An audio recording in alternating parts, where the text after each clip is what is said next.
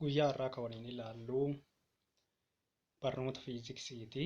Boqonnaa tokko fiiziksii fi safara. Isa jalatti qabiyyeen guyyaa har'aa tokko tuqaa lama waaltinaa fi safara isa jedhu. Seensa mata duree kanaa keessatti yookiin qabiyyee kana jalatti yookiin mata duree kana jalatti waa'ee safaraa, waaltinaa, qaamolee fiizikaalaa, kaldhabee fi kaldhabeeti kan waliin ilaallu jechuudha.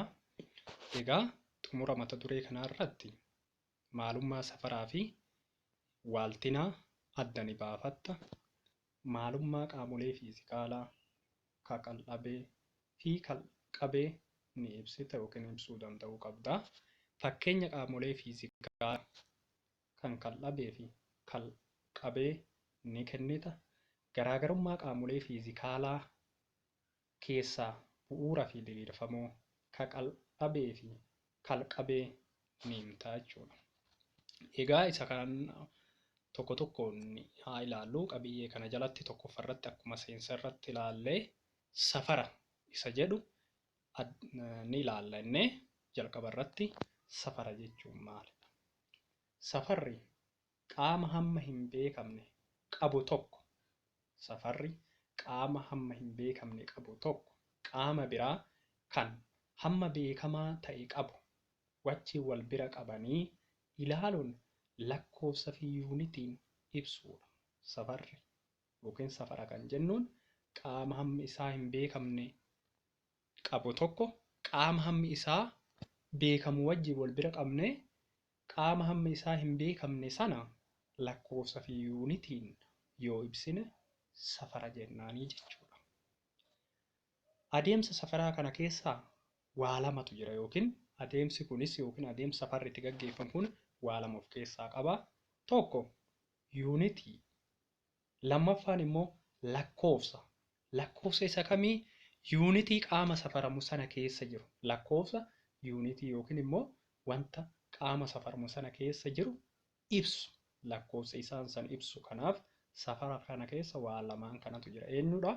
Yuunitii fi lakkoofsa jira jechuudha. Egaa yoomiyyuu wanta tokko yommuu safartu qaamolee lamatu jira. Tokko waan waltaa yookiin qaama hammi isaa beekame. Inni lammaffaan immoo kan biraa wanta safaramuu qabu yookiin wanta safaruuf deemnu sana wal bira qabdee wal dorgomsiisuun lakkoofsa fi yuunitiin yoo keette wanta sana safarte jennaanii jechuudha. Isa kanas wanta hamma isaa beekamuu fi wanta hamma isaa hin beekamne yookiin wanta waaltawaa ta'ee fi kan bira kan safaramuu qabu san wal bira qabsiiftee wal dorgomsiiftee lakkoofsa yuunitiin kaa'u. Isa kana safara jennaanii jechuudha. Safarri adeemsa gochaa fiiziksii keessatti raawwatudha. Fiiziksii keessatti adeemsa safarriin ittiin gaggeeffamu jechuudha. Fakkeenyaaf dheerina balbala manaa safaruun hamma isaa beekuu yoo barbaadde, amma balbala manaa tokko safartee hamma isaa beekuu yoo barbaadde yuunitiin ati itti gargaaramtu meetiratti gargaaramta haa jennu. Fakkeenyaaf ammas keessatti waa lamatu jira. Innis tokko wanta safaramu. Wanta safaramu kan jennuun kan hammi isaa hin beekamne jechuudha. Innis eenyudha? Balbala manaa. Balbala manaa safaruuf deemna. Wanti kunis hammi isaa hin beekamne.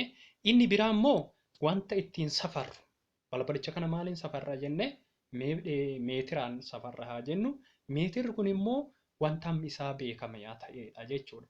Kanaafuu wantoota kanneen lamaan wal bira qabuun dheerina balbala manaa kana meetira meeqa akka wajjin wal qixa akka inni ta'e ni hubanna. Kunis meetira hammi isaa beekamu sanii balbala hammi isaa hin beekamne kana wal bira qabnee wal dorgomsiifna. Gaafa wal dorgomsiifnu dheerinni balbalaa kun meetira hammi isaa beekame kana meeqa wajjin wal qixa ta'a isa jedhu kana adda baasnet dhumarratti maal goona? Hamma inni wajjin wal qixa ta'e kana maal goona?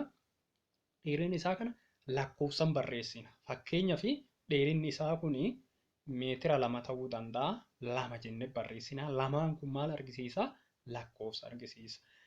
2 maal 2? Meetira 2 meetiraan itti safarre waan ta'eef meetirri kun immoo maalidha? Yuunitii nuti ittiin safarree jechuudha. Kanaaf safara amma balbala kanaa yookiin amma balbala kana beeknee jirra. Kanaaf hamma balbala kanaa yeroo ibsinu lakkoofsa fi yuunitii itti gargaaramne. Lakkoofsi nuti itti gargaaramnu hamma isa bakka bu'ee meeqa? Lama yoo ta'e lama. Yuunitiin itti fayyadamne sun immoo meetira. Kanaafuu meetirri yuunitii yoo ta'u achi keessatti lakkoofsi immoo lamaa sana bakka bu'aa jechuudha. Kanaaf waa'een safaraa kana fakkaataa jechuudha. Inni lammaffaa irratti jiru immoo waaltina. Waaltina kan jennuun immoo maalidha? Waaltina yoo jennu wanta waliigalteedhaan akka addunyaatitti jechuudha namni kamiyyuu karaa saayinsawaa ta'een akka itti fayyadamuuf kaa'ame jechuudha. Kanaaf yuunitoonni waltaa yuunitoota akka addunyaatti waliigalteedhaan qaamolee fiizikaalaa karaa saayinsawaa ta'een safaruuf fayyadaa jiran isaan kanneen jechuudha. Yuunitoota kanneen keessaa mee fakkeenyaaf muraasa fudhannee yoo ilaalle fakkeenyaaf tokko ofirratti akkuma asirratti argitan yuunitii waltawaan kan dheerina meetira, yuunitii waltawaan kan yeroo sakandiidha, yuunitii waltawaan kan hanga kiiloo giraama. Inni kun fakkeenya yuunitoota waltawaa ta'anii yookiin akka addunyaatti waliigalteedhaan namni kamiyyuu iddoo hundatti itti fayyadamuu jechuudha. Kanaaf waaltina kan jennuun wanta dhaabbata iddoo qaamolee fiizikaalaa keessaa yuunitoota dhaabbatoo bakka hundatti bifa waliigalteetiin wantoota tokko safaruuf itti gargaaramnu jechuudha. Inni sadaffaan akkuma mata duree kana jalatti ilaaluuf kaasuuf ni kaafnannee dursa ibsine sana qaamolee fiizikaalaati. Qaamolee fiizikaalaa kan jennuun maalidha? Qaamolee fiizikaalaa kan jennuun qaamolee battalumatti yookiin karaa biraatiin battalumatti yoo jennu kallattiin jechuudha. Kallattiin yookiin immoo karaa biraatiin yoo jennu immoo qaamolee battalatti safaraman yookiin wanta battalumatti safaraman lamaaf isaa olirraa shallagamuun argaman danda'an kamiyyuu qaamolee fiizikaalaa jedhamu. Qaamolee fiizikaalaa kan jennu qaamolee safartamoo battalatti safarree hamma isaa beekuu dandeenyu fi kan battalatti safaruu hin dandeenye kan karaa biraatiin wantoota qaamolee safartamoo lamaaf isaa oliin safarree booddee walitti finnee ittiin ibsinu kun lamaan isaa walirratti qaamolee fiizikaalaa jedhamu jechuudha. Mee fakkeenya ilaallu. Mee dheerina fi bal'ina kitaaba fiiziksii barbaadu yookiin immoo safaruu haa fudhannu. Amma waa lama safarras keessa dheerinaa fi bal'ina kitaabaa tokko fudhannee safarraa achi keessatti tokkoffarratti dheerina battalatti yookiin kallattiin safarree argachuu dandeenya. Leengizii isa jennuun jechuudha. Dalges haa ta'u oles haa ta'u dheerinni kitaaba tokko kallatti maanii safarree bira ga'uu dandeenya. Safartutti seentimeetira sarartutti gargaaramne safaruu ni dandeenya jechuudha. Kana kitaaba fakkeenyaaf kitaaba kana dheerina isaa gara yoo safarreen 20 seentimeetira ta'uu ni danda'a jechuudha. Inni kun kallattii maan sarartuu irra kennee safaruu ni dandeenya. Inni lammaffaan immoo bal'ina. Bal'ina kitaabichaa safaruuf battalatti safaruu hin dandeenyu. Maalidha? Bal'inni jechuun hamma uwwisa kitaabni sun qabu yookiin bal'ina isaa jechuudha. Kanaaf bal'ina kitaabaa kana argachuuf maal goona? Dirqama dheerinaaf dalgee kitaabichaa safaruun dirqama.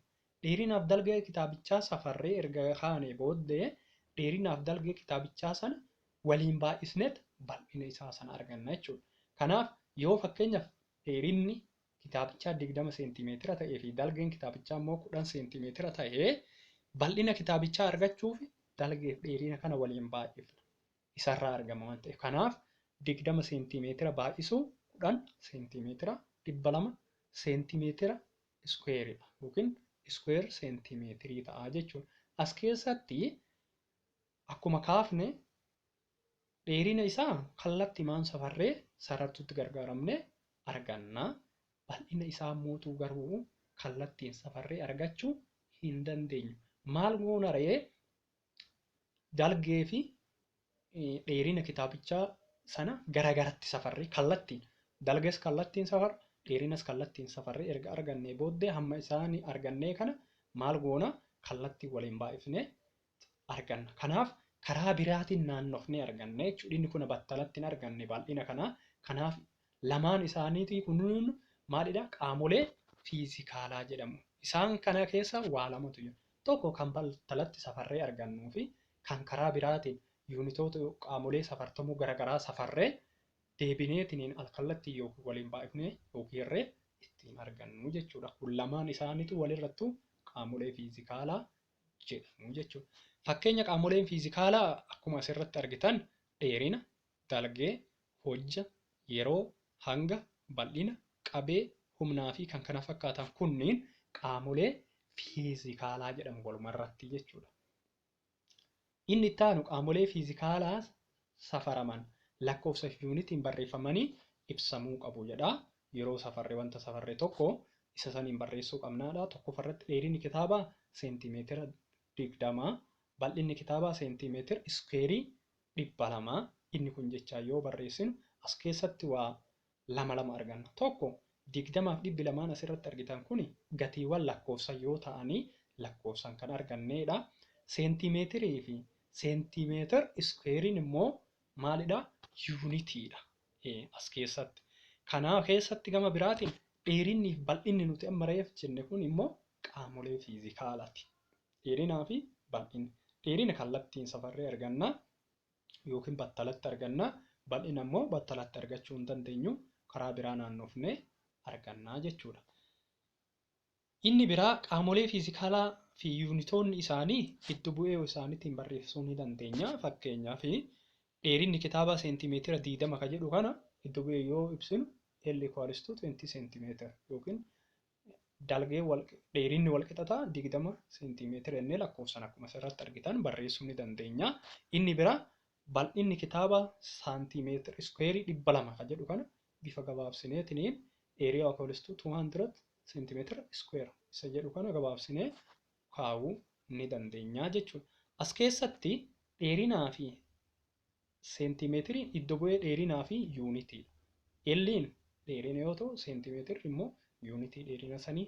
Kaapitaal E'n kun immoo aan guddaan kun immoo iddo bu'ee bal'inaa yoo ta'u seentimeetira iskeeriin kun immoo yuunitii bal'inaatii jechuudha. Inni biraa qaamoleen fiizikaalaa iddoo lamatti qoodamu. Isaanis qaamolee fiizikaalaa bu'uuraa fi qaamolee fiizikaalaa diriirfamoo yookiin shallagamoo jedhamu jechuudha. Egaa dhaggeeffattoota keenya inni kun qabiyyee har'a ilaalle kana keessatti hin hammachiifnu. Yeroo itti aanu qaamolee fiizikaalaa iddoo lamatti qoodamu kan jedhu kana gosoota qaamolee fiizikaalaa dabalatee paartii 2 keessatti jechuudha ni ilaalla. Kalqabee fi kaldhabee isa jedhullee. Kanaaf guyyaa har'aa kan haga ammaatitti ilaalle tokko safarri maal akka ta'e, inni biraa waaltinaa fi hiika qaamolee fiizikaalaa isa jedhu qofa. Gosoota qaamolee fiizikaalaa bu'uuraa fi qaamolee fiizikaalaa diriirfamoo yookiin shallagamoo isaan jennu yeroo itti aanu keessatti